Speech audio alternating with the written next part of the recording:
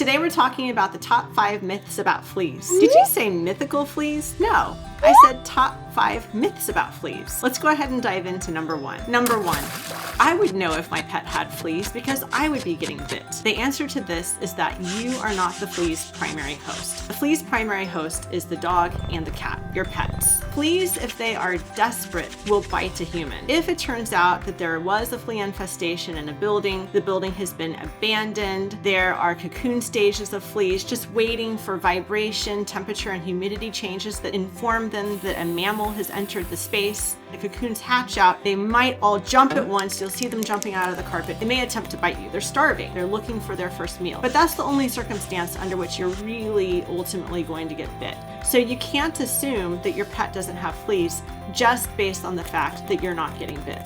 Myth number 2, I would know if my pet had fleas because I would be able to see them. In some cases, you can find fleas on your pet. When there's large numbers of fleas, you may have the opportunity to identify a flea crawling on your pet. And if your pet has white fur, it makes it easier to see the flea. If your pet has a dark coat, it's a lot harder to see the flea against that dark background. Animals that are allergic to flea bites don't have to be loaded and crawling with fleas in order to suffer from them. They just need 1 or 2 bites, and that is enough to set off a big allergic reaction.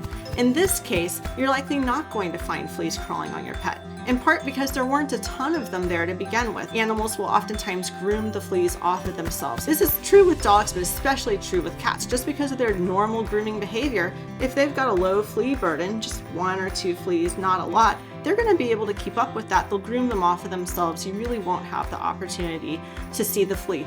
Number 3, it's winter, so there can't be any fleas. I live in Southern California, and our winters are pretty mild, so we definitely need to use flea prevention even in the wintertime. But those of you who live in a cold climate, you need to worry about flea prevention in the wintertime as well.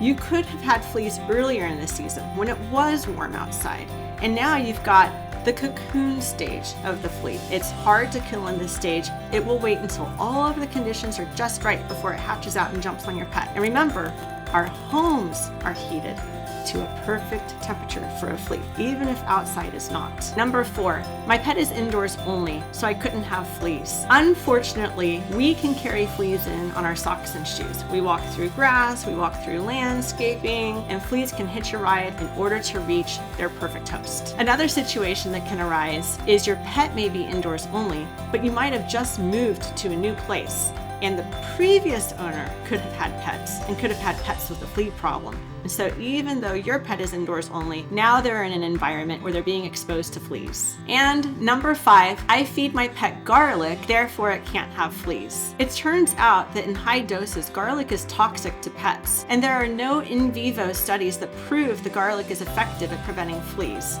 Generally, the modern flea preventives today target receptors that insects have, but that mammals don't. So these products are really specific to affect an insect and not to target a mammal. Your veterinarian knows your pet's history and your pet's medical conditions and can make a good recommendation for you. Side note, never use a product containing permethrins on a cat. They can have a very severe reaction. If you enjoyed today's content and you found it helpful, be sure to hit the like and subscribe buttons and also select notifications. You'll get notified when we have new content that's just released. Let us know what you thought, what questions you have, and especially what topics you would like to hear particular information about. Let's see, what are anal glands anyway?